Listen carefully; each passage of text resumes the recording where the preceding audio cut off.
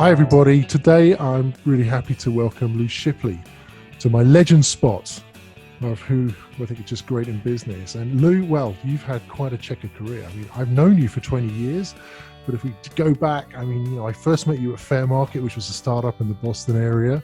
But before that, you'd been with Avid in Japan and WebLine, and you've gone through several companies, most recently with Black Duck, which you then were able to sell to Synopsys for getting off for 600 million, I think is right.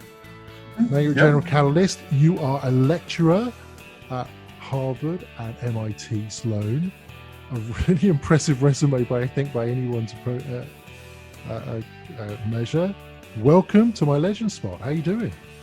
Thanks. Great, Adam. Is that right? We've known each other that long, so we've been through at least three big crises. Yeah, we have. And that's really what I wanted to touch on today, actually, because, we were there, we went through 9/11, we were there in 2008, and now we're faced with a really big crisis.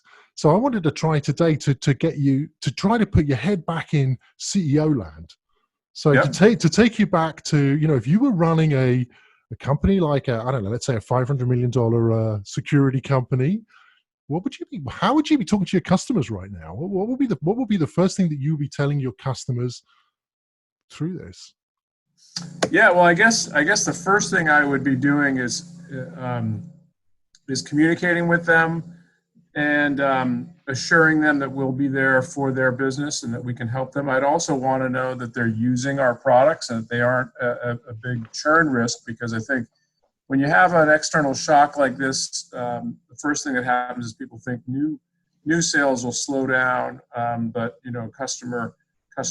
existing customers are the most important group you should focus on.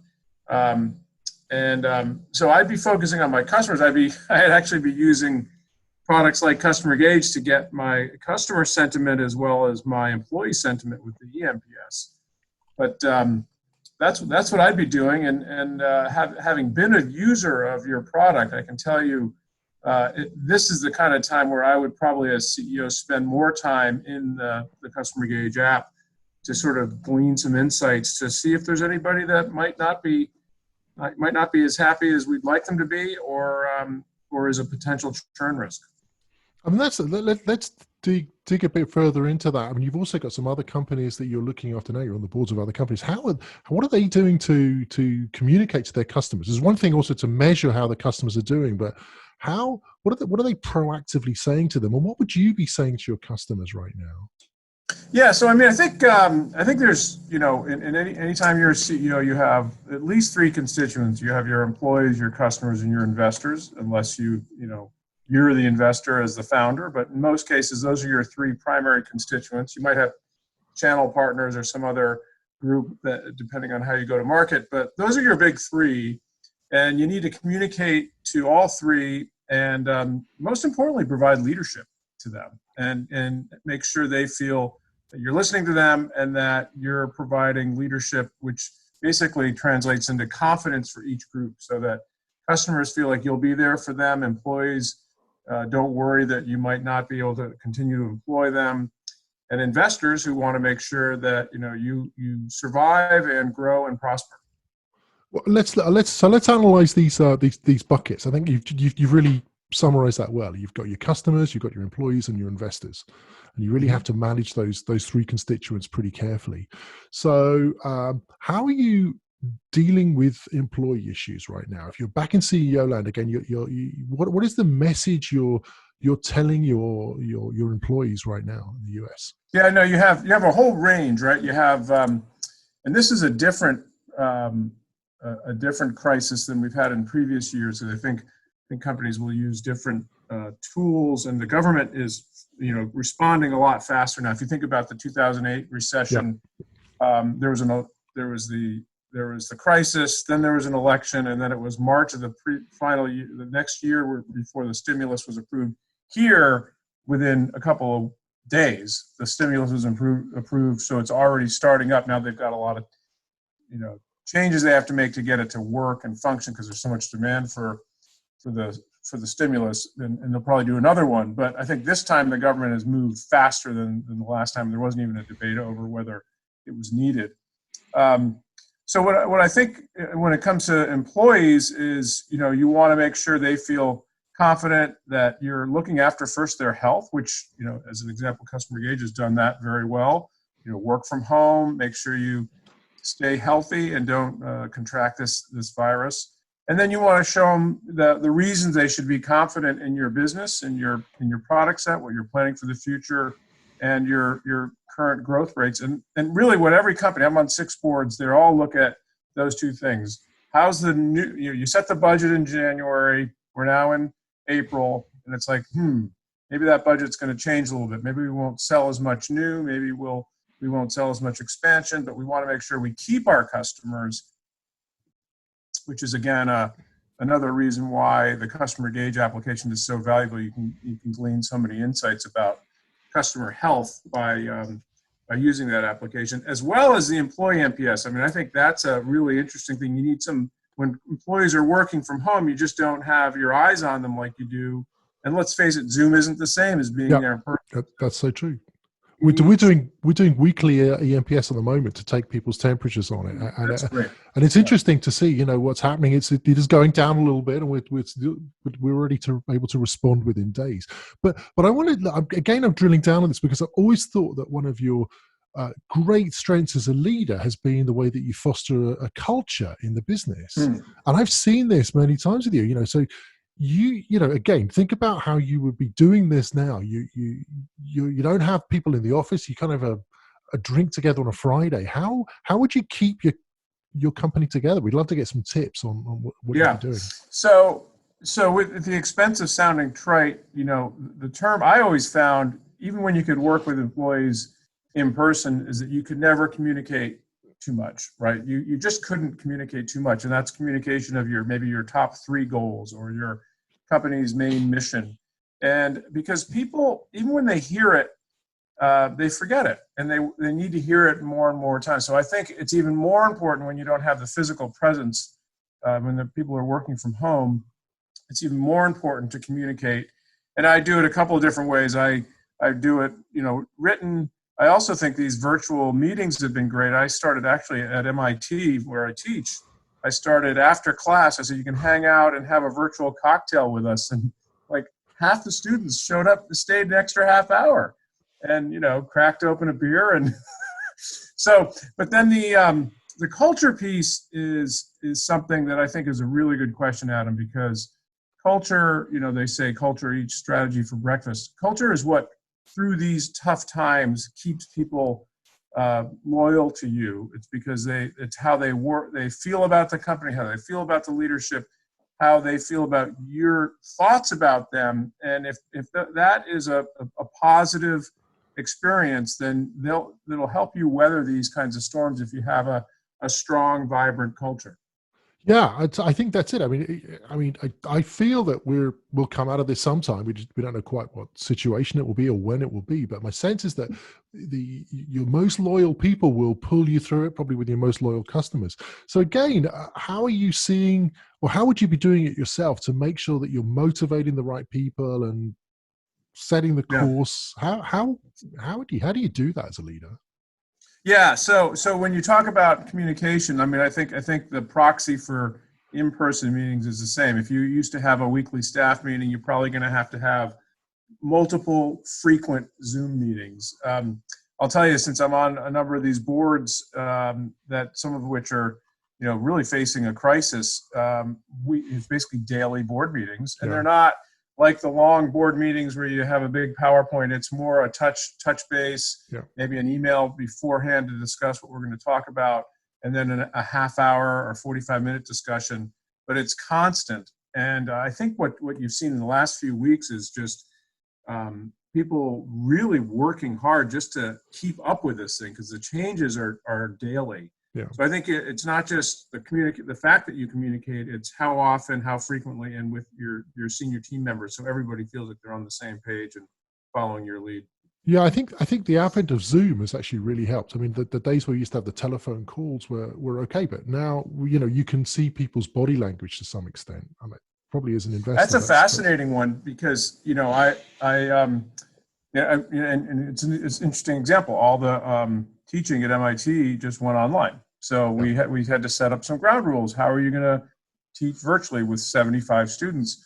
We said you have to have your video on. Like, we all know how easy it is to turn the video off and start multitasking and get the coffee or, check another text or something.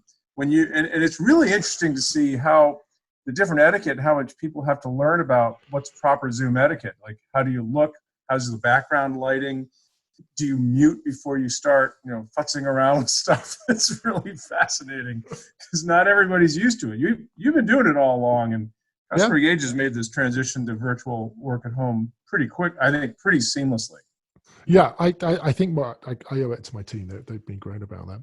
Let's pivot now to the third area. So we cover customers and employees. As an investor, how you see it from both sides of the fence. How should CEOs be dealing with investors now? And tell us something about the other side, about what investors do. Yeah, it's really interesting. So I think it's really first and foremost, and this is where it's funny how investing changes over time. Because right before this whole crisis hit, in my lens at General Catalyst, I saw. I won't say the name of the company, but there was a company that had been growing quickly, had about 20 million in sales.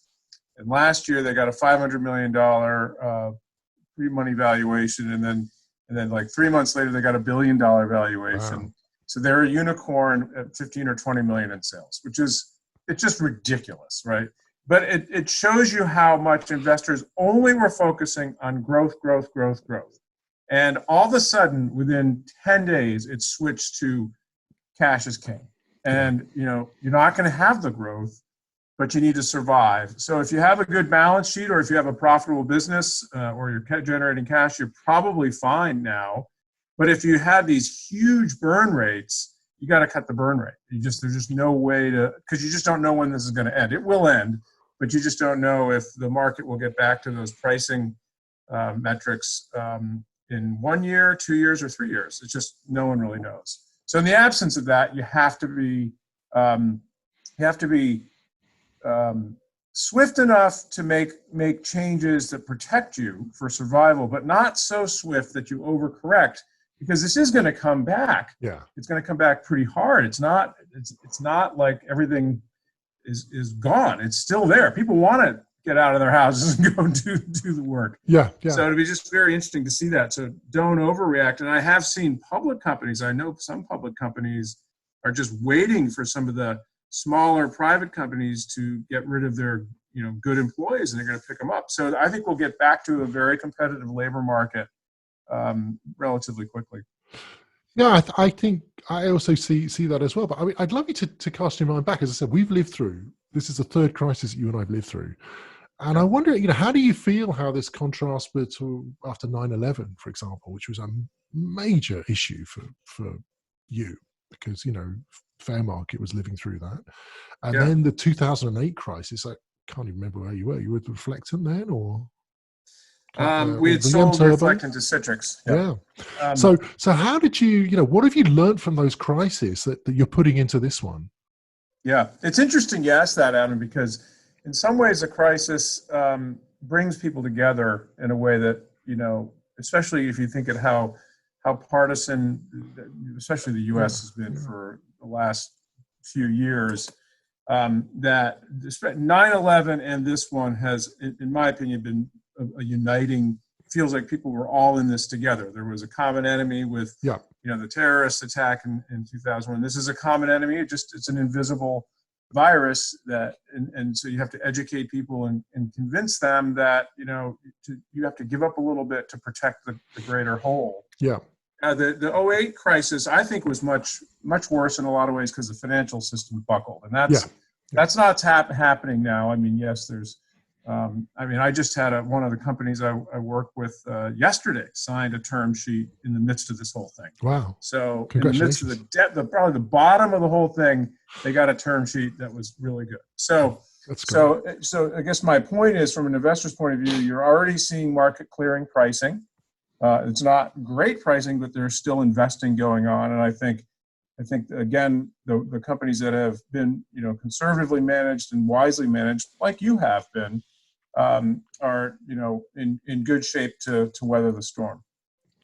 Well, okay, I'm going to get you to think slightly ahead. So let's imagine that we're out of this. I mean, I imagine that you'll still be teaching at Harvard and MIT. What are the lessons that people are going to take out of this? Can you cast your mind 10 years ahead and what are people going to take out of this crisis? Well, I mean, that's a really interesting point because, this last expansion boggled everybody's mind, right? You had huge stimulus, you had huge debt with no inflation and, the lowest unemployment rate in 50 years. And everyone was wondering when's it going to end? And I do know a couple of investors that had started funds investing to not put money to work until something like this happened. But this happened to be a black swan event. It just happened. Now they're just waiting there. And as pricing changes, we're already seeing market clearing pricing on a number of deals. It's a lot harder to raise new money now if you're starting the process. But if you were in the cycle, a lot of deals have still completed because everybody knows we're gonna get back to a new normal. But some industries I think are really going to change drastically and may not ever come back. And I think you're looking. We were talking about Zoom before and how quickly like Customer Engage and other companies have been able to go to a virtual or let's call it a distributed workforce, a distributed and efficient workforce. I think there's going to be changes in terms of some people may prefer over time to just work from home, and it's going to be more acceptable. And it might really cut your real estate costs. I mean, I think the commercial real estate market's going to have some changes. I think there's going to be technologies that have the new virtual private network so that you're really kind of as secure. When your employees are working from home, you still feel as secure as they would if they were in your offices. There's some companies like on Wall Street where people have to go in and to do their work, but then they're exposed to the virus. So there's going to be, I think, a whole set of technologies that enable secure, safe, distributed working. And then there's going to be a whole nother set of companies that basically have almost like a passport to prove you're healthy.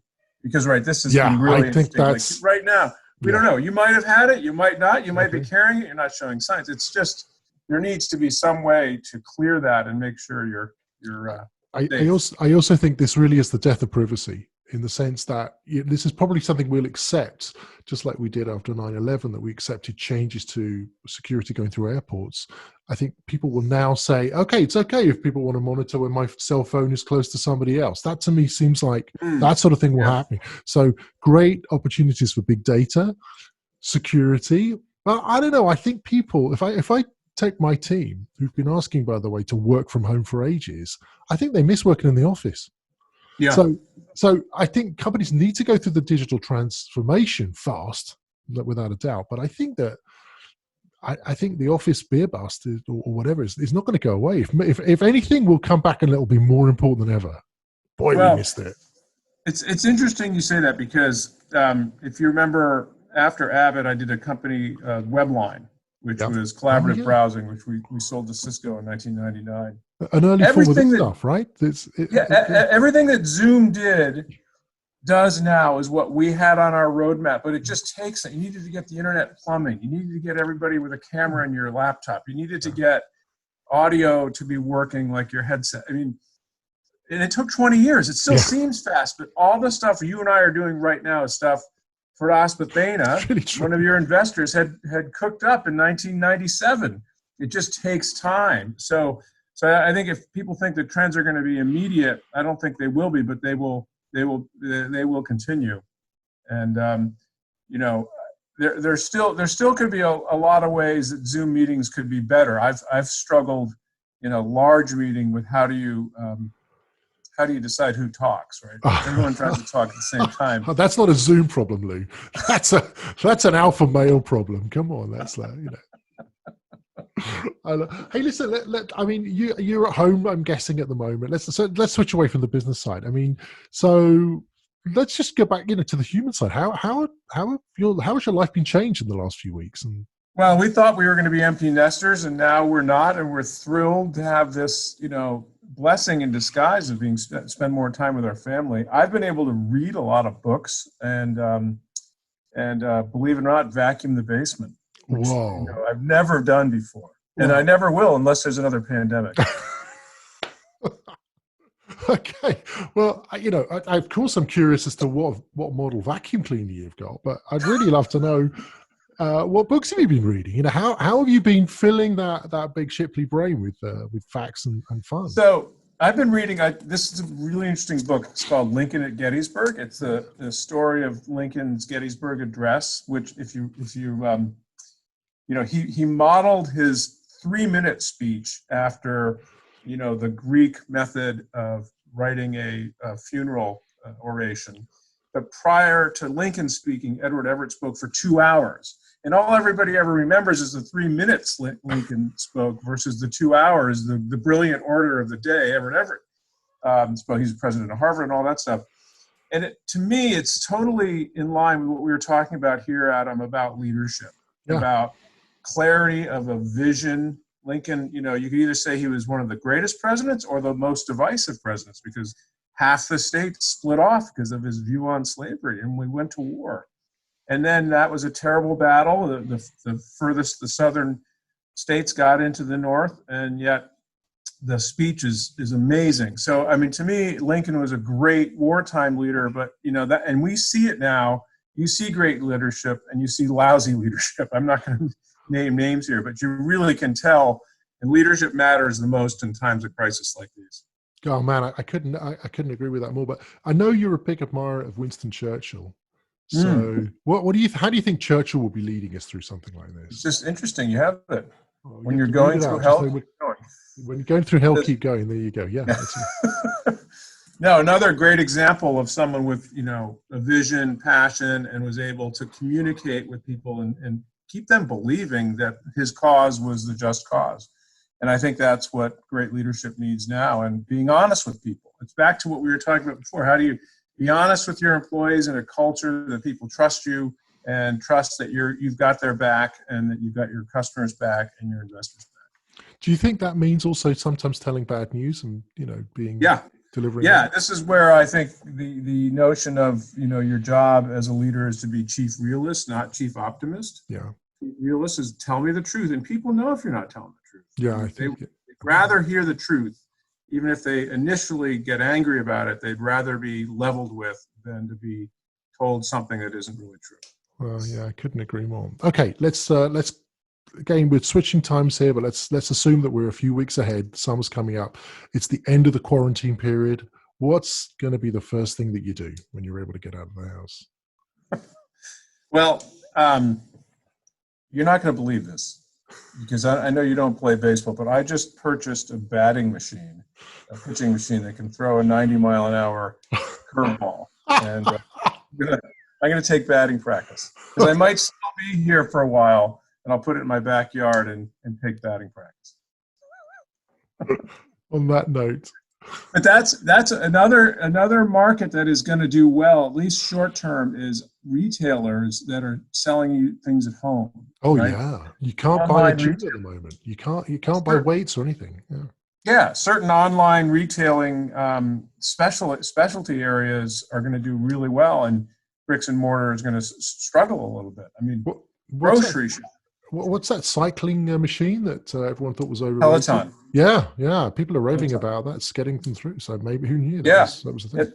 And I have a company that does over the top media, and they're booming because the people are crazy that they can't go to their health clubs. But this company Zype allows them to enable virtual workout sessions with your trainer over the internet. So you can't go to the health club right now, but you can still refit your house for some of that stuff. That's what I'm doing every morning. Hey, Lou Shipley, thank you so much for your time today. We really appreciate it. You definitely are a legend, and you really lived up to it. Thank you so much for your time, and I hope you get well and keep going through it. Bye. All right.